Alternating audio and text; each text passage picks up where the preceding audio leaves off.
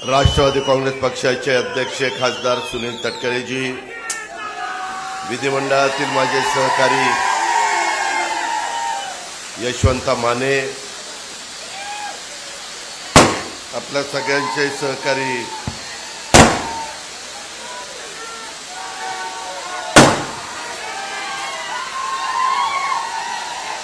राजन पाटील, रुपाली चाकणकर, विक्रांत पाटील, अजिंक्य राणा पाटील, वसीम बुराण, किसनराव जाधव, लतीफ तांबोळी, कल्याणराव पाटील, वर्षाताई शिंदे, कल्याणराव काळे, शुभांगीताई लंबे, सुवर्णाताई झाडे, संगीताताई जोगधनकर, यशोदाताई कांबळे, प्रकाश चौरे, माझ्या मोहोळ विधानसभा मतदारसंघातले उपस्थित असणारे सर्वच आजी माजी सन्माननीय पदाधिकारी, माझ्या जनसन्मान यात्रेच्या निमित्तानं आलेल्या मायमाऊली, माझ्या बहिणी, माझ्या मुली, आमचे सगळे बांधव, मोहोळ परिसरातील जमलेले सगळे माझे व्यापारी बंधू भगिनी, पत्रकार मित्र आणि सर्व माझ्या तरुण सहकाऱ्यांनो,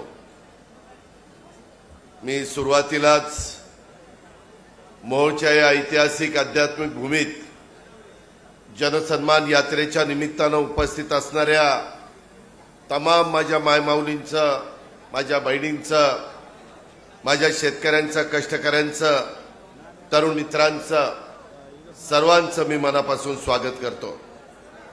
तसंच इथं येण्यापूर्वी आम्ही एका पाणी पुरवठा योजनेचं देखील उद्घाटन त्या ठिकाणी केलं।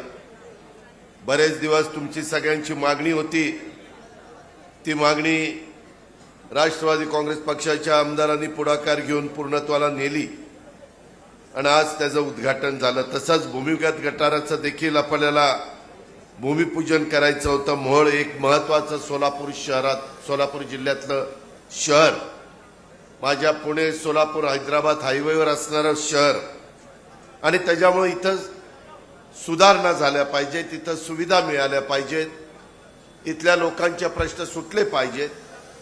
त्याकरता मागे राजन पाटलांनी आवाहन केल्यानंतर तुम्ही यशवंताला निवडून दिलं आणि मग यशवंतांनी गेल्या 5 वर्षामध्ये मागे वळून न पाहता सातत्याने मोहोळ विधानसभा मतदारसंघ आणि मोहोळ शहर या सगळ्याचा सर्वांगीण विकास करण्याचा ध्यास हा त्यांनी त्या ठिकाणी स्वीकारला आणि बरेच वर्ष 129 कोटी रुपयाची नगर परिषदेची भूमिगत गटारची बांधणी कणबी महाराष्ट्राच्या कानाकोपऱ्यामध्ये मोहोळकरांना फिरत असतो। जर एखाद्या शहराचा व्यवस्थित विकास करायचा असेल तर पहिल्यांदा अंडरग्राऊंड ड्रेनेज तिथं करावं लागतं, त्याच्याशिवाय डासांचा आणि इतरांचा प्रादुर्भाव कमी होत नाही आणि मग त्याच्यानंतर बाकीचे रस्ते आणि इतर सुविधा गट आपण त्या ठिकाणी करत असतो। ते काम आता 129 कोटी रुपयाचं आपण हातामध्ये घेतलेलं आहे आणि त्याचा शुभारंभ आज आपल्या सर्वांच्या साक्षीनं झाला। खरं तर मी ह्या विविध विकास कामाच्या निमित्तानं सर्व मोहोळकरांचं, यशवंत मानेंचं, राजन पाटलांचं आणि बाकीच्या सगळ्या टीमचं अभिनंदन करतो। यापुढे देखील मोहोळकरांना कोणत्याही प्रकारचा निधी किंवा निधीची कमतरता मी भासू देणार नाही, अशा प्रकारचा शब्द देखील मी आपल्याला सगळ्यांना देतो। आपल्याला सगळ्यांना माहिती आहे मोहोळ आणि बारामती काही फार लांब नाही आहे, मी शब्दाचा पक्का आहे। गेले 35 वर्ष माझ्या महाराष्ट्र आणि माझ्या सोलापूर जिल्ह्यानी आपण सर्वांनी आम्हाला भरभरून प्रेम दिलं, भरभरून आशीर्वाद दिले, भरभरून भरभक्कम पाठिंबा दिला आणि आम्ही देखील मिळालेल्या पदाचा आणि मिळालेल्या संधीचा वापर हा आपल्या भागातल्या जनतेचा विकास करण्याच्या करता कसा करता येईल याच करता मी सतत प्रयत्न करत असतो। सकाळी 6ला उठून कामाला सुरुवात करत असतो। काही जण माझ्यावर टीका करतात, टिंगलटवाळी करतात, मला त्याचं काही घेणं देणं पडलेलं नाही। आपण आपलं काम करत राहायचं, आपण लोकांशी विश्वासाने राहायचं, लबाडी करायची नाही, लोकांना फसवायचं नाही, लोकांची दिशाभूल करायची नाही। अशा प्रकारचा मला खूप जण सांगतात दादा तुम्ही फार स्पष्ट बोलता, मग लोक नाराज होतात. नाराज जर झाला तरी नंतर त्याला कळतं की अजित पवार सांगत होता तेच खरं होतं. उगीच हेलपाट्यावरही त्याला मारायचं, त्याच्याऐवजी खरं सांगून त्याला दुसऱ्या कामामध्ये कसं पाठपुरावा करता येईल याबद्दलचा प्रयत्न हा मी करत असतो. आपल्याला सगळ्यांना माहिती आहे, महाराष्ट्राचा आराध्य दैवत छत्रपती शिवाजी महाराज, छत्रपती शाहू महाराज, क्रांतीसूर्य महात्मा ज्योतिबा फुले, भारतरत्न डॉक्टर बाबासाहेब आंबेडकर, स्वराज्य जननी जिजाऊ माँसाहेब, क्रांती ज्योती सावित्रीबाई फुले, राजमाता पुण्यश्लोक अहिल्यादेवी होळकर या तमाम महापुरुषांना, महामानवांना मी त्या ठिकाणी विनम्र अशा प्रकारचं अभिवादन करतो. स्वर्गीय बाबूराव पाटील अण्णा यांना देखील मी भावपूर्ण श्रद्धांजली अर्पण करतो. या सगळ्यांनी मिळून आपापल्या कारकिर्दीमध्ये ह्या देशाला, या राज्याला एक दिशा देण्याचं काम केलेलं आहे. आज राष्ट्रवादी काँग्रेस पक्ष महायुती सरकारमध्ये आहे. बरेच जण मला विचारतात की दादा तुम्ही सरकारमध्ये कसं काय गेला? आम्ही विकासाच्या करता गेलो, आम्ही कामं करण्याच्या करता गेलो. आता जवळपास 2,500 कोटीची कामं माझ्या मोहोळ विधानसभा मतदारसंघात यशवंत माने करू शकला, राजन मालकांच्या मदतीमुळे करू शकला, त्यांच्या आशीर्वादामुळे करू शकला. त्याला कारण आम्ही सरकारमध्ये होतो. पहिले 2.5 वर्ष मी सरकारमध्ये उद्धव ठाकरे साहेबांच्या होतो. उद्धव ठाकरे साहेबांच्या सरकारमध्ये असताना आम्ही आमची विचारधारा सोडली नाही. शिवसेनेची विचारधारा काय, राष्ट्रवादीची काय, शाहू फुले आंबेडकरांची विचारधारा घेऊन आम्ही सगळेजण पुढे चाललेलो. आज देखील मी भारतीय जनता पक्ष आणि शिंदे साहेबांची शिवसेना यांच्याबरोबर सरकारमध्ये राष्ट्रवादी काँग्रेस पक्ष असला तरी आपण सेक्युलर विचारधारा सोडलेली नाहीये.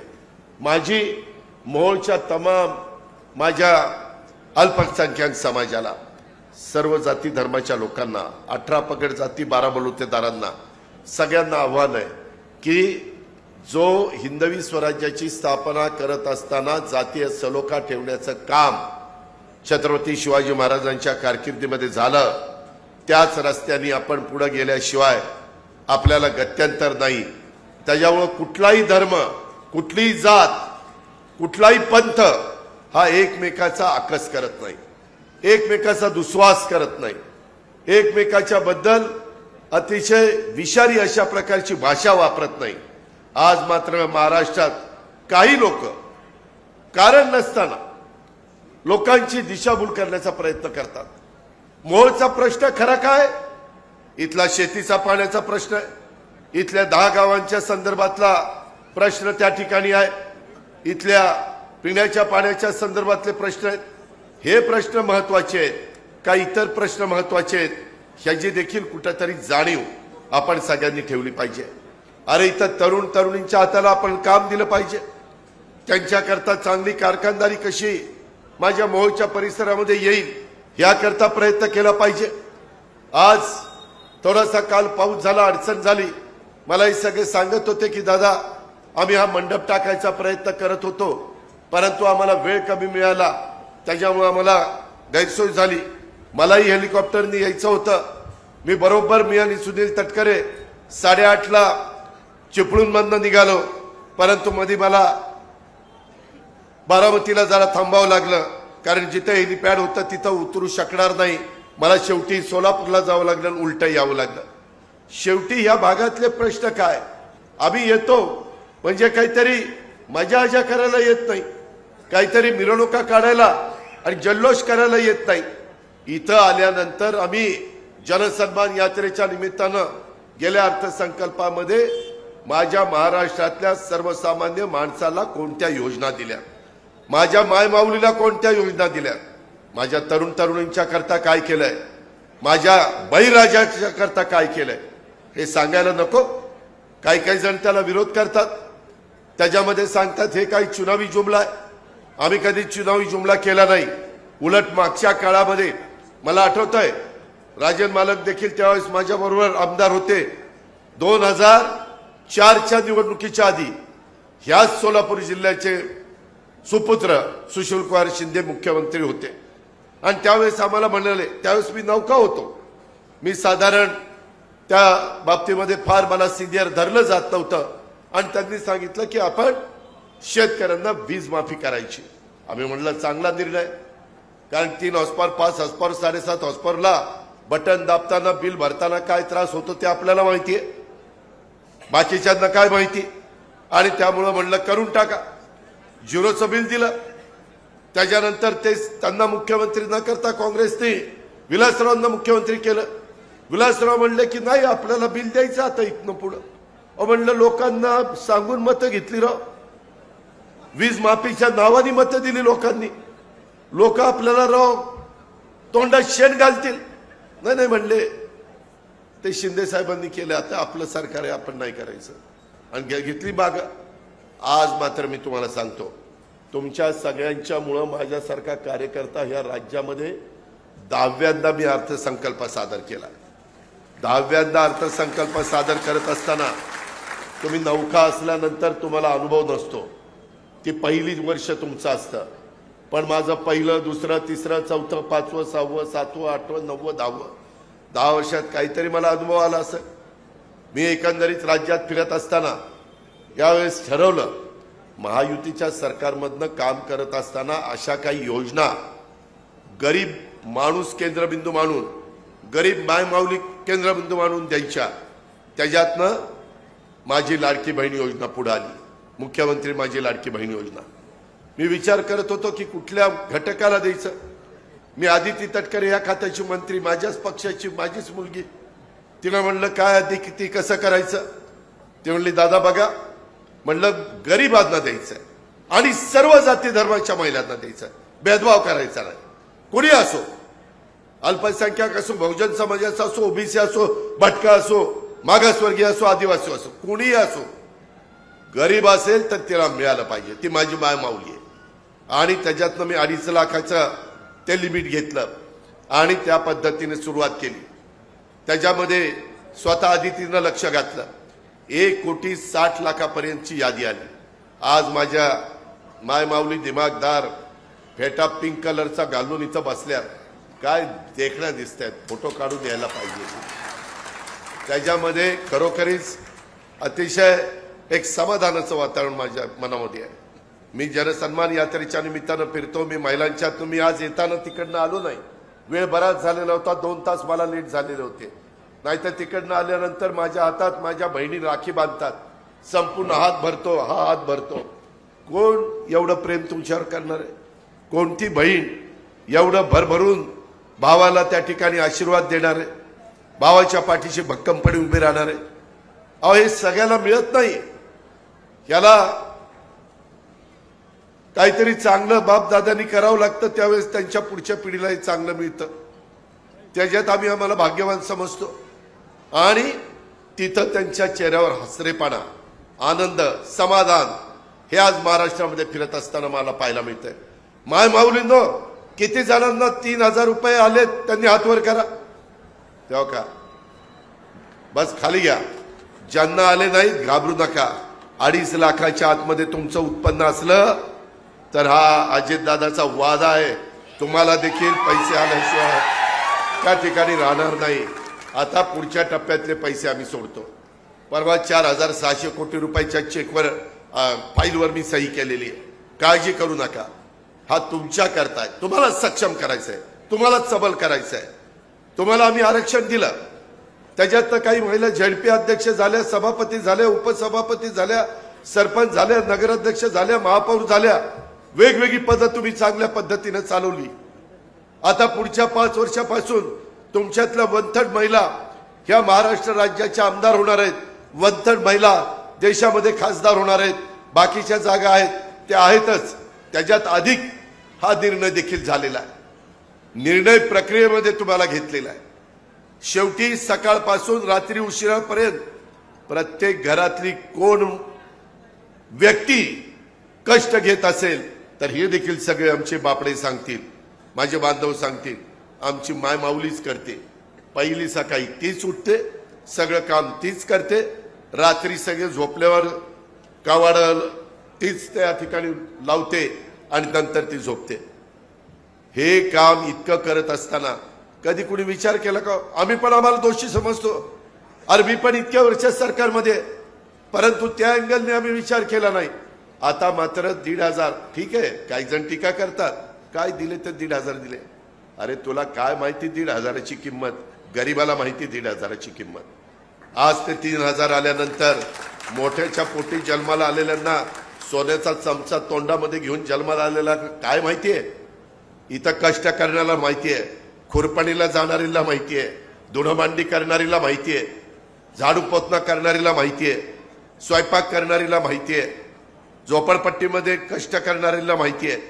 अशा पद्धतीनं किंवा जिरायत भागातली शेती माझी जी मायमाऊली करते, निव्वळ पावसावर अवलंबून राहावं लागतं. नाही पाऊस पडला तर बाटूक देखील उगवत नाही. अशा प्रकारची आपली परिस्थिती, ही परिस्थिती. आणि मग त्या मायमाऊलीला द्यायला नको? अहो त्या काँग्रेसच्या कुठल्या माजी मंत्री सुनील केदार तिकडे कुठेतरी नागपूरला म्हणाले, आम्ही सरकारमध्ये आल्यानंतर पहिल्यांदा त्या ठिकाणी काय करू तर ही योजना बंद करू. आम्ही सत्तेवर आलो की पहिल्यांदा लाडकी बहीण योजना बंद करूया. अरे पट्ट्या, याच्यात काय फुशारकी मारली का तू? बघ आता, बरोबर बोलला, बरोबर बोलला. मला बोलता येत नाही. तुझ्या वडिलाची आहे का? त्याच्यामध्ये या पद्धतीनं हे वागतात. आज राज्यातल्या सर्वसामान्य बहिणींच्या खात्यावर थेट पैसे जात आहेत, त्यांना सन्मानाने उभं राहण्याची संधी मिळते. ते या मंडळींना बघवत नाही. त्यामुळे या मंडळींना, काही जणांना या योजनेला विरोध करण्याच्या करता तटकरे साहेब कोर्टात, काहींना हायकोर्टामध्ये पाठवलं, परंतु कोर्टाने ते धुडकावून लावलं. या मंडळींच्या मनातली मळमळ ती सुनील केदारांच्या रूपाने बाहेर आली. या मंडळींच्या पोटात आहे, ते आता ओठात यायला लागलेलं आहे. विरोधक सत्तेवर आले तर ही योजना 100% बंद करतील. हे माझ्या महाराष्ट्रातल्या मायमाऊलींनी, माझ्या बहिणींनी लक्षात घ्यावं. ही योजना बंद करायची का नाही? मग त्याच्याकरता त्याच्याकरता उद्याच्या निवडणुकीमध्ये काही ठिकाणी आमचं महायुतीची खूण आहे गड्ड्या, काही ठिकाणी आहे आमचं धनुष्यबाण, आमची युती आहे, आणि काही ठिकाणी आहे कमळ. त्याच्यामुळं माझी आपल्याला विनंती आहे की आमची विचारधारा वेगळी असली तर आज राज्याचं राजकारण वेगळं आहे. आज कुठल्याही एका पक्षाचं सरकार येऊ शकत नाही. 1990 सालापासून तुमच्या माझ्या महाराष्ट्रामध्ये एका पक्षाचं सरकार आलेलं नाही. 85ला वसंतदादांचं आलं होतं एकट्या काँग्रेसचं सरकार. त्याच्यानंतर कुणाचंही आलं नाही. कुणाच्या कुणाचा आधार घ्यावा लागतो, कुणाची कुणाची कोबडी घ्यावी लागते. आपण एकेकाळी 2004ला 71 जागा आणल्या. त्यावेळेस मला आठवतंय, मालक तुम्ही देखील निवडून आलेला होता 71, परंतु काँग्रेस 69 होतं आणि आपण 140 गेलो. शेवटी 4 लोक आपण विनय कोरेची घेतली 144, आणि एक अँग्लो इंडियन वर बसायचा बघा त्याला घेतला, आणि मग मॅजिक फिगर आम्ही काढली. कधीही बहुमत मिळालं नाही. आज राज्याचा विकास तर झाला पाहिजे. मागाशी अनेकांनी सांगितलं वेगवेगळे प्रश्न सुटले पाहिजे. ते प्रश्न सोडवण्याची धमक आणि ताकद आमच्यात आहे ना. आज उजनी भरल्याशिवाय खऱ्या अर्थाने आपल्याला त्या ठिकाणी शिवार हिरवगार करता येत नाही. यावेळेस उजनीला उशिरा पाणी आलं. आता मालक मी गाडीत येताना तेच बोलत होतो. त्याच्यामुळे पहिला पाऊस चांगला पडला, परंतु माझ्या शेतकऱ्यांनी कुठं मका घे, कुठं इतर पिकं घे, अशा पद्धतीची पिकं घेतली. कुणी बाजरी घेतली, कुणी मका घेतली. त्याच्या संदर्भामध्ये वेगवेगळ्या प्रकारची पिकं घेतली. आता उजनी भरलंय, एवढं पाणी वाहून गेलं चंद्रभागेकडनं, परंतु आता ऊस लावायचा तर पीक रानात आहे. आता ते पीक काढल्यावर बेण दाबा, ऊसाचं कांड दाबा, त्याच्यामध्ये ऊस लावा. आम्ही ऊसाच्या बाबतीमध्ये देखील केंद्र सरकारकडनं अनेक गोष्टी आणतोय. जसं या महिलांना, माझ्या मायमाऊलींना 1,500 रुपये दिलेत, आता 3,000 रुपये दिले, पुढचेही पैसे त्या ठिकाणी येतील. आणि पुढेही आपल्याला कायम तुम्हाला पैसे द्यायचे. पुढे जसं त्या ठिकाणी जाऊ तशी रक्कम पण वाढणार आहे, काळजी करू नका. पण ते पैसे तुमच्या स्वतः करता खर्च करा. इतके दिवस माझ्या पतीला, माझ्या नवऱ्याला, माझ्या पोराला, माझ्या पोरीला. अगं तुला काय झालं ना, नवऱ्याला झालं, पोराला झालं, पोरीला झालं. बरं नवरा काय करतो ती माहिती नाही, बाहेर गेल्यावर म्हणजे चांगलं करतो म्हणजे.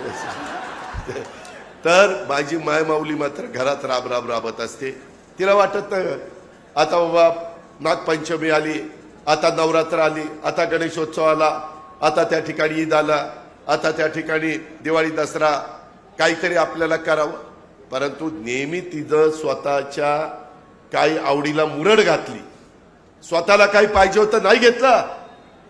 आता यांच्याकरता 46,000 कोटी रुपये वर्षाला आम्ही देणार आहे माऊलीला.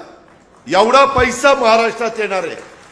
माझ्या मोहोळच्या बाजारपेठेला मला सांगायचं आहे, त्याच्यातनं तुमची पण दुकानं चालणार आहेत. आता तर चालतातच, पण हा पैसा ह्या माझ्या मायमाऊलीच्या हातात गेला तर ती शेवटी बाजारातच येणार आहे. ती कुठल्या गावामध्ये जाईल किंवा मोहोळला जाईल किंवा त्या ठिकाणी माढ्याला जाईल किंवा करमळ्याला जाईल किंवा सोलापूरला जाईल, पंढरपूरला जाईल, माळशिरसला जाईल, जिथं तिला जायचं तिथं जाईल. ह्यानं अर्थचक्र वाढणार आहे. ह्याच्यातनं आर्थिक सुबत्ता यायला मदत होणार आहे. गरिबीतनं ह्या महिला पुढे यायचा प्रयत्न करतात. काही काही महिला मला सांगतात की दादा मला बीपीच्या गोळ्या घ्यायच्या होत्या, पैसेच नव्हते, मला 3,000 रुपये आले, त्याच्यातल्या बीपीच्या गोळ्या आणल्या. तिचा जीवाला काहीतरी साथ आधार मिळाला ना. काही जणांनी रक्षाबंधन होतं म्हणले, आम्ही त्याच्यातनं राखी तयार करण्याच्या करता जे काही दोरा आणि बाकीचं लागतं ते आणलं 3,000 रुपयाचं, आणि त्याच्यातनं तिनं 20,000 रुपयाच्या राख्या विकल्या. 3,000च्या 20,000 केले. अशा कितीतरी महिला शिलाई मशीन करत असतात, आणखीन काय करत असतात. काही जण तुम्ही टीव्हीला बघा, काही म्हणतात माझ्या मुलाला काही शाळेच्या करता पाहिजे होतं, मी त्याच्यातनं दिलं. जी काही तुम्हाला पाहिजे ते तुम्ही करा, कुणाचं ऐकू नका. तुम्हाला पाहिजे ते करा.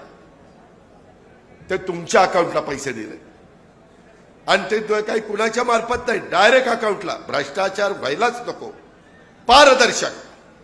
आता एवढ्यावर नाही, तुम्हाला त्या ठिकाणी वर्षाला जवळपास 3 गॅस सिलेंडर फ्री देणार आहे. 3 गॅस सिलेंडर फ्री. स्वयंपाक करायला चूल फुंकायला नको, दूर डोळ्यात जायला नको, पाणी यायला नको, त्रास व्हायला नको. इथं बघा, मुलींचं शिक्षण फ्री. कुणाच्या? गरिबांच्या मुली. अहो काही काही केसेस अशा आल्या की त्यांना आम्ही इतके दिवस 50% फी द्यायचो आणि एक मुलगी त्याच्यातनं 50% रक्कम देऊन आई बापाकडं राहिलेले 50% पण भरायला नव्हते ना. आणि त्याच्यातले वडील एक दिवस आले, दादा तुम्ही 50% देत होता राव, पण राहिलेले 50% पण भरता येत नव्हते. शेवटी पोरीनं स्वतःचं जीवन संपवलं, आत्महत्या केली. अरे ह्या कोवळ्या मुली जन्माला येतात ते काय आत्महत्या करायला? आम्ही म्हणलं आम्ही फक्त शाहू फुले आंबेडकरांचं नावं घेतो, काय आम्हाला अधिकार आहे? मी त्या सचिवाला बोलवला, 50% रक्कम द्यायला किती लागतात? तो म्हणला 1,500-2,000 कोटी रुपये लागतात. म्हणलं आम्ही देतोय ना, देतोय. राहिलेले 50% द्यायला 1,500-2,000 कोटी रुपये लागतील. चाल म्हणलं 6.5 लाख कोटीतले 1,500-2,000 कोटी गोरीबांच्या मुलींच्या करता द्यावे लागले तरी चालतील, पण गरीबाची पोरगी कॉलेजचं शिक्षण घेता येत नाही म्हणून घरात राहता कामा नये. तिनं डॉक्टर व्हावं, इंजिनियर व्हावं, तिनं त्या ठिकाणी MPSC करावं, UPSC करावं, IAS व्हावं, IPS व्हावं, पायलट व्हावं, वकील व्हावं, CA व्हावं. का तिला नाही का अधिकार? श्रीमंताच्याच मुलींना शिकण्याचा अधिकार आहे आणि आम्ही गरीबाच्या पोटी जन्माला आलो म्हणून आम्हाला नाही अधिकार? असं कसं चालेल? हे सर्वांचं राज्य आहे. ह्या पद्धतीने आम्ही हा निर्णय घेतला. मित्रांनो, तुम्ही म्हणाल राव ही कुठनं पैसे आणतोय कुणाला माहिती? तुमच्या आमच्या राज्याचं स्थूल उत्पन्न 43 लाख कोटी आहे. स्थूल उत्पन्न जे CA ज्यांना ह्याच्यातलं कळतं त्यांना समजलं असेल. आणि त्याच्यातून मी अर्थसंकल्प सादर केला, तो 6.5 लाख कोटीचा केला. त्याच्यातून GST येतो. देशातला जेवढा GST गोळा होतो देशात, त्याच्यातला 16% जीएसटी एकट्या महाराष्ट्रात गोळा होतो आणि त्याच्यातला देशातला 8% जीएसटी आपल्याला मिळतो आणि त्याच्यातून मग एक्साइज बाकीच्या वेगवेगळ्या प्रकारे टॅक्सेस आपण लावतो। तुम्ही जमीन खरेदी विक्री केल्यानंतर देखील तुम्हाला त्या ठिकाणी नोंदणी फी द्यावी लागते। ह्या सगळ्या गोष्टी आहेत, त्याच्यातनं पैसा गोळा होतो। मग आम्ही काय करतो, त्याच्यातनं मागासवर्गीय, आदिवासी आणि मग इतर घटकाला वेगवेगळ्या योजना अशा पद्धतीने हे केलेलं आहे। हे चुनावी जुमला नाही, हे फार विचारपूर्वक केलेलं आहे आणि ह्याच्यातून तुम्ही बघा ना, काही बाबतीमध्ये जरा काटकसर केली, काही चांगल्या पद्धतीनं आउटडेटेड झालेल्या योजना, आउटडेटेड पुन्हा कुणी टीका माझ्यावर करेल की त्याचा आता लोकांना उपयोग होत नाही, त्या बंद करून चांगल्या योजना आणायच्या। जशी महिलांना आवडलेली माझी लाडकी बहीण चांगली योजना आहे ना। अरे तुम्ही काय म्हणून त्यांनी म्हणलं पाहिजे ना, ते बाकीचे म्हणतात ह्याच्या सगळ्या बहिणीच लाडक्या झाल्यात आणि ही सगळी दोडकीच झाली, त्याला काहीच देत नाही, तुमच्यावर येतो। त्याच्यामध्ये माझ्या खूप दिवस मनात आहे, मी पण शेती करतो, आज देखील जरी मी मुंबईला राहत असलो तरी माझा ऊसाची शेती, डेअरी, पोल्ट्री, डेअरी, काय सगळ्या गोष्टी आहेत। त्यामध्ये 3 हॉर्सपॉवर, 5 हॉर्सपॉवर, 7.5 हॉर्सपॉवर। मोहोळकरांनो, ह्यावेळेस आम्ही वेगवेगळ्या गोष्टी करत असताना तुम्हाला 3 हॉर्सपॉवरला बिल किती यायचं, लाईटचं बिल भरायचं नाही ते सोडून द्या, पण यायचं किती, 3 हॉर्सपॉवरचं 15,000 रुपये वर्षाला, 5 हॉर्सपॉवरचं साधारण 20,000 रुपये वर्षाला आणि 7.5चं 25,000 रुपये वर्षाला। मी शेवटी विचार केला, काही जण येतात लाखार दादा 7.5ला का थांबला, 10ला जावा ना, 10ला म्हणलं 44 लाख शेतकरी 3, 5, 7.5ला घेतलेले आणि आमचे इथं तर बसलेले बहुतेक सगळे शेतकरी 3, 5, 7.5 वालेच आहेत, आहे की नाही। त्याच्यामुळं त्यांचं आता पुढचं बिल द्यायचं नाही, येणार नाही आणि मागचं बिल द्यायचं नाही। तुम्हाला इथं या सगळ्यांच्या देखत सांगतो, 15 दिवसाच्या किंवा महिन्याच्या आत तुमचं मागचं पुढचं सगळं बिल शून्य झालेलं तुमच्याकडे हातात देणार आहे। मागचं पुढचं सगळं बिल 0 आणि मागच्यासारखं नाही। तुम्ही महायुती आणा, पुढेही 5 वर्ष तुम्हाला बिल द्यावं लागणार नाही। या दादाचा वाद आहे, दादाचा वाद आहे। त्याच्यामुळं तुम्ही शेतकरी बांधवांनो, हे काही तिकडचे आमचे विरोधक काही करू शकणार नाही, हे आमच्यावर टीका करतील, काहीतरी सांगतील असं तसं। मी बघा, जनसन्मान यात्रा सुरू झाल्यापासून मी कुणावर टीका केली नाही। काही जण आमच्यावर टीका करतात, ठीक आहे, फार झटका बसला लोकसभेला, काहीतरी पावलं उचलली पाहिजे, काय केलं पाहिजे म्हणलं 5-6 गोष्टी करा। एक म्हणजे कांदा निर्यात बंदी उठून टाका। कांदा निर्यात बंदी आता उठली की नाही, उठली। त्याच्यानंतर म्हणलं आमचा मोठा वर्ग शेतकरी सोयाबीन करतोय आणि सोयाबीनचे भाव गडगडलेत, ते जरा वाढले पाहिजे। ते म्हणले ठीक आहे, त्याच्यामध्ये काही त्यांनी निर्णय घेतला, आता सोयाबीनचे भाव त्या ठिकाणी वाढतील, पण त्याच्यामुळे काही प्रमाणामध्ये तेलाच्या पण किमती वाढल्या, कारण सोयाबीन पासूनच तेल होतं। इतके दिवस आपण पाम आणायचो, पाम तेल, पण पाम तेलपेक्षा आपलं सोयाबीन, शेंगदाणा खूप, म्हणजे आपल्या इथं नारळाचं नाही करत, परंतु कोकणात नारळाचं तेल खातात। ही बाबा बसलाय ना, ही कुठे, ही नारळाचं तेल खातो, ही करडईचं तेल खाते आणि ही शेंगदाणे तेल खाते आणि आपण काही जण पाम तेल खातोय।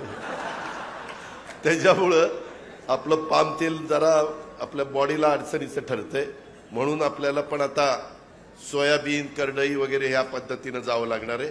तोही निर्णय त्यांनी घेतला। कापसाचाही निर्णय घ्या म्हणून सांगितला। मालक गेल्या 5 वेळेला FRP वाढली, पण MSP वाढली नाही। मिनिमम सपोर्ट प्राइस जी असायला पाहिजे ती MSP काही वाढलेली नाही। त्याकरता आम्ही म्हणलं ती पण वाढवा, म्हणजे आमच्या शेतकऱ्यांना उसाला आम्हाला चांगला दर देता येईल. ते म्हणले हरकत नाही, मला थोडासा वेळ द्या, मी तो विषय घेतो आणि त्या पद्धतीनं करतो. मोहोळच्या शेतकऱ्यांनो, तुमच्या मार्फत महाराष्ट्रातल्या माझ्या बळीराजाओ, इथनं पुढे 1 वर्ष कळ काढा. 1 वर्षांनी तुम्हाला दिवसा वीज, रात्री वीज नाही, दिवसा शेतीला वीज. तुम्ही म्हणाल आता वर्षानी का तर आता मी सोलरवर त्या ठिकाणी आपण वीज तयार करतोय. प्रचंड मोठ्या 9,500 मेगावॉट वीज सोलरवर त्या ठिकाणी तयार करतोय. ती वीज कधी मिळणार? सूर्यप्रकाश उगवला, वीज चालू, मोटर चालू. दिवस मावळला, मोटर बंद. घरी जायचं, बायका पोराचं काढायचं, दुसरीकडे नाही जायचं, बायका पोराच्यात. मला माहिती कोण कुठे जातोय, कशा उकळ्या फुटतायत. पण त्याच्यामध्ये हे सगळं करत असताना बाबांनो, त्यामध्ये आम्ही एक जाहिरात दिलेली, तुम्ही बघता, काही सोशल मीडियाला आली.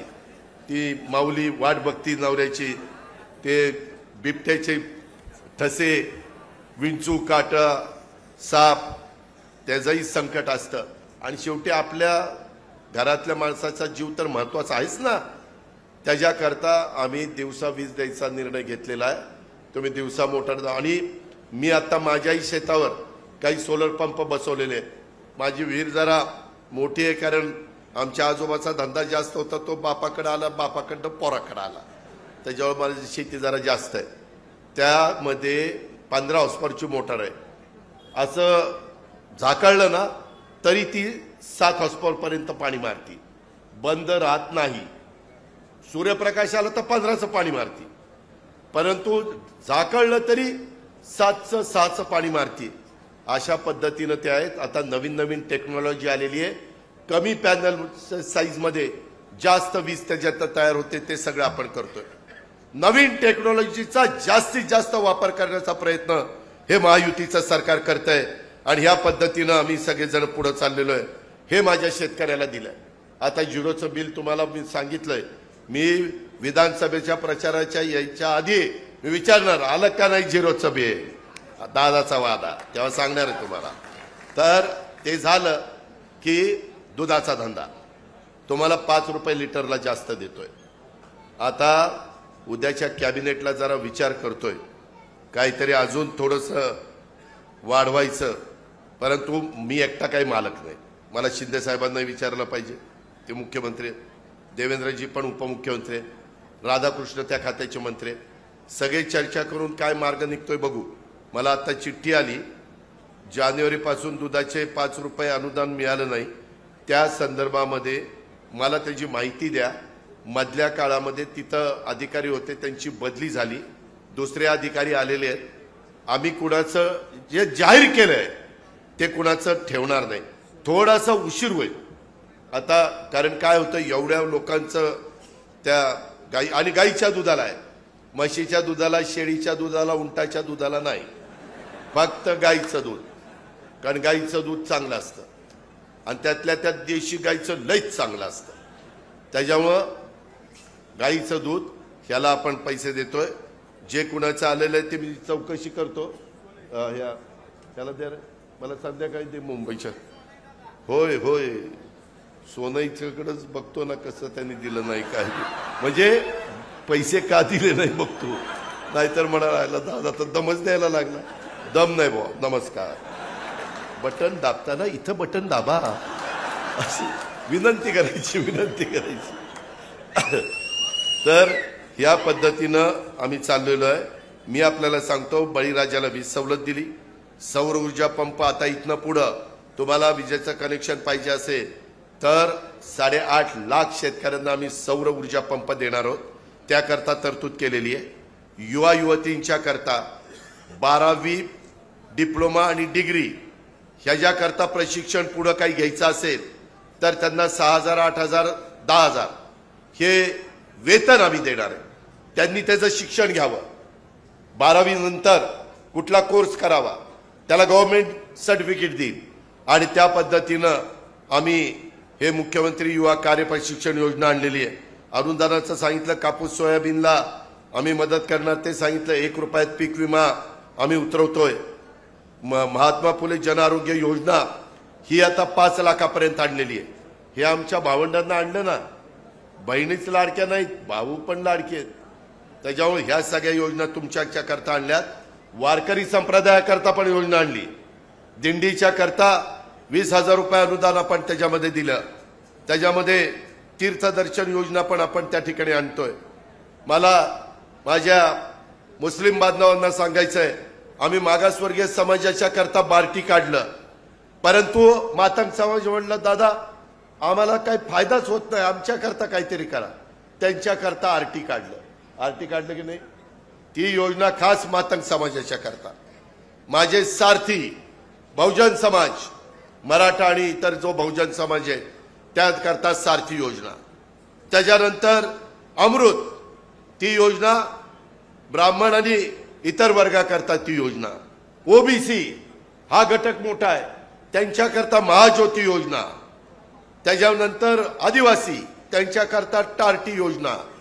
आणि मागासवर्गीय म्हणले राव आमच्याकडे लक्षच देईना, मागासवर्गीय नाही अल्पसंख्याक, त्यांच्याकरता मार्टी योजना आम्ही आणली। त्यांनी आमच्याकडे लोकसभेला दुर्लक्ष केलं तरी आम्ही त्यांच्याकडे लक्ष दिलं, मार्टी आणली। मौलाना आझाद महामंडळाला 1,00,000 कोटी रुपये भागभांडवल केलं। मौलाना आझाद महामंडळाला कर्जाला गव्हर्नमेंटची गॅरंटी 50 कोटीची होती, ती 600 कोटी रुपयापर्यंत केली। आणि त्याही घटकातले गरीब मुलगा किंवा मुलगी हे पुढे आले पाहिजेत, अशा प्रकारची गोष्ट आम्ही त्या ठिकाणी केली। हे करण्याचं धमक आणि धाडस ह्या आम्हा लोकांच्या मध्ये, म्हणून आपल्याला उद्याच्याला महायुती आणायची। आज 2,500 कोटी रुपये यशवंतांनी आणले ना, त्याच्यात 5,000 कोटी दिले असते, 5,000, पण तुम्ही म्हणाल का थांबला? 1 वर्ष गेलं विरोधी पक्षात असल्यामुळे, सारखे म्हणायचे सगळे, साहेबांना सांगायचे, सरकार उद्धव ठाकरे साहेबांचं गेल्या सगळ्यांनी माझ्याकडे सहाय्य केलं विचारायला, सगळ्यांनी, आणि सांगितलं साहेबांना द्या पत्र, आणि राजेश टोपेला पाठवलं यशवंता, आणि साहेबांना दिलं की साहेब सरकारमध्ये असल्याशिवाय कामं होत नाहीत, सगळ्याला स्थगिती आली, विकास कसा करायचा, पूल कसे करायचे, मगाशी सांगितलं ते बॅरेजेस कसे करायचे, मगाशी सांगितलं त्या पद्धतीनं अनगर आणि त्या भागामध्ये आमची वाफळे, हिवरे, चिखली, वडाची वाडी, देवडी, नालबंदवाडी, खंडोबाची वाडी, कोंबडवाडी, कुरणवाडी, ह्या योजना आमच्या अष्टउपचा सिंचन योजना कशा मार्गी लावायच्या। त्या दिवशी हा आला, राजन मालकाचा फोन आला, मी अधिकाऱ्याला सांगितलं उद्याच्या 24 तारखेला मीटिंग लाव। मंगळवारी 24 तारखेला SLTCची मीटिंग लावलेली आहे, त्याच्यात मान्यता मिळाली की पुढे मी टेंडर त्या ठिकाणी काढणार आहे, तुम्ही काळजी करू नका। मोहोळ मतदारसंघातल्या सीना आणि भीमा नदीवर बॅरेज बांधण्याच्या करता मागणी केली, सर्वेक्षणाचे आदेश दिलेत की नाही? त्याच्यामध्ये मोहोळ मतदारसंघातील सीना भोगावती जोड कालवा प्रकल्प प्रलंबित आहे, तो लवकर मार्गी लावण्याची सर्वेची घोषणा करा असं सांगितले। आता तुम्ही घाबरू नका, आम्ही काय केलेलं आहे, लाईट बिल भरावं लागतं ना, मालक ह्या सगळ्या योजना टेंबू, ताकारी, म्हैसाळ, विष्णुपुरी, जनाई, शिरसाई, पुरंदर, उरमोडी, जे काटापूर, ह्या सगळ्या योजना आम्ही सोलरवर घेतोय, बजेटमध्ये जाहीर केलंय। लाईट बिला करता लोकांचं कंबरडं मोडतंय, आणि लाईट बिल नाही भरलं की योजना बंद पडते। त्याच्याकरता आम्ही मोठ्या प्रमाणावर जवळपास मी मगाशी सांगितलं 9,500 मेगावॅट वीज निर्मिती, त्याच्यातनं या योजना आपण चालवतोय। आता आपल्या सीना भोगावती जोड कालवा प्रकल्प ह्याला पण वीज बिल कोण भरणार हे इतके दिवस चर्चा चाललेली होती, आता काळजी करायचं कारण नाही, आता वीज बिल सोलर पॅनल मधनं आम्ही सरकार भरणार, तुम्हाला फक्त पाणीपट्टी द्यावी लागणार, त्याच्यामुळे हेही काम मार्गी लावतो। परंतु आता 15 दिवसात लागेल आचारसंहिता, त्याच्यानंतर निवडणूक। पहिल्यासारखं सोलापूर जिल्ह्यातनं जास्तीत जास्त महायुतीचे आमदार त्या ठिकाणी निवडून आले पाहिजे। तुमचं झाल्यानंतर माड्याला जाणार आहे तिथेही सांगणार आहे। त्या संदर्भात जातीचा पातीचा नात्याचा गोत्याचा विचार करू नका। कोण कोण काय काय सांगताय ज्याचा उल्लेख मगाशी तटकरे साहेबांनी केला। कोणाच्याही मध्ये तर कोण पट्ट्या म्हणला आत्ताचा दौरा मी रद्द केला। अरे तू कसा रद्द केला? अजित पवारांचा दौरा रद्द कर अजित पवारनी आखलेला दौरा रद्द करायला अजून माणूस जन्माला यायचा। माझं त्या दिवशी तटकरे साहेबांना विचारा, अचानक पंतप्रधानांचा कार्यक्रमाला, आता मला पंतप्रधानांचा कार्यक्रम 27 तारखेला पुण्याला होता, एसपी कॉलेजला सभा आहे, ती आता 26 ला झाली। पंतप्रधानांचा 26 ला झालं तर ते देशाचे पंतप्रधान आहे, शेवटी आपल्याला ऍडजस्ट करावी लागतं। परंतु कोणी मधीच म्हणते माझ्यामुळे झालं। ते कुत्र कसं त्या गाडीच्या खाली चाललेलं असतं, त्याला वाटतं मीच गाडी ओढतोय। अरे पुढची बैल गाडी ओढतायत, तू काय करतोय? तू देवळातली घंटा हलवतो का? त्याच्यामुळे तुम्ही काळजी करू नका। मी फार स्पष्ट, तुम्ही अजिबात, तुम्ही तुमचं काम मालक, तुम्ही तुमचं काम चालू ठेवा। त्याच्यामध्ये विक्रांत, अजिंक्य राणा, यशवंता, तुम्ही सगळेजण तुमचं काम चालू ठेवा। तुमच्याकडे अर्थ त्यामध्ये माझी एवढीच विनंती, आपल्याकडनं कुठली चूक होऊन देऊ नका। आपण राज्यामध्ये फिरत असताना सगळ्या समाजाच्या सणवारीमध्ये त्याच्यात सहभागी होऊन एकमेकाला शुभेच्छा द्यायच्या। आज आरक्षणाचा एक मुद्दा पुन्हा पुढे आलेला आहे। काही जण मराठा समाजाच्या करता आरक्षणाला बसले, जरांगे आणि काही इतर, धनगर समाजाच्या करता हाके आणि काही मंडळी उपोषणाला बसली। त्याच्या संदर्भात शेवटी आता दिलेल्यांचं आरक्षण आणि नवीन मागणारं आरक्षण, त्याला कुणालाचा विरोध असायचं कारणच नाही। यशवंता हे आरक्षण देण्याच्या करता सभागृहात एकमताने ठराव झाला, कुणीही विरोध केलेला नाहीये, कुणालाही विरोध करायचं काही कारण नाही। पण काही गोष्टी सर्वांनी समजून देखील घेतल्या त्या ठिकाणी पाहिजेत। मंत्रिमंडळातले काही सहकारी त्यांच्याशी चर्चा करतायत, मार्ग काढण्याच्या करता स्वतः मुख्यमंत्र्यांनी त्याच्यात लक्ष घातलंय। मुख्यमंत्र्यांनी मागं कुठल्या तरी एका सभेत शिवाजी महाराजांच्या पुतळ्यापाशी जाऊन शपथ घेतली आणि मी देणार म्हणून सांगितलं, त्यांनी दिलं। त्याचा फायदाच घटकाला होतोय वेगवेगळ्या ह्याच्यात। परंतु काहींचं म्हणणं तसं नको, आम्हाला ओबीसी मधनच पाहिजे, असे काही प्रश्न आहेत आणि त्या प्रश्नाची उकल करण्याचा मनापासूनचा प्रयत्न हा मुख्यमंत्र्यांच्या स्तरावर त्या ठिकाणी चाललेला आहे। ह्या पण गोष्टीची नोंद तुम्ही घ्या। आणि मगाशी मी सांगितलं, मला तर इथं 5 वर्षात 5,000 कोटीचा निधी द्यायचा होता, पण 2,500 कोटी का दिले गेले?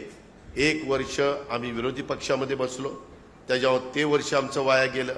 1.25 वर्ष कोरोनाचं आलं, कोरोनामध्ये सगळंच बंद होतं, घरीच सगळे बसले होते, दुकानं बिकानं सगळं बंद होतं, त्याच्यामुळे ते 1.25 वर्ष तिथं वाया गेलं। 2.5 वर्षात 2,500 कोटी दिले, 2.25 वर्ष ही अशी वाया गेली। ती वाया नसती गेली तर 2,2500 कोटी रुपये अजून आम्ही राज्य सरकारच्याकडनं इथल्या सर्वांगीण विकासाच्या करता दिले असते। काळजी करू नका, चढ उतार येत असतात, त्याची भर पुढे आपण त्या ठिकाणी भरून काढू। पुढच्या 5 वर्षाच्या काळामध्ये ह्या पद्धतीने आपण पुढे जाऊया। पण आम्ही कामाची माणसं आहेत, आम्ही बिनकामाची माणसं नाही।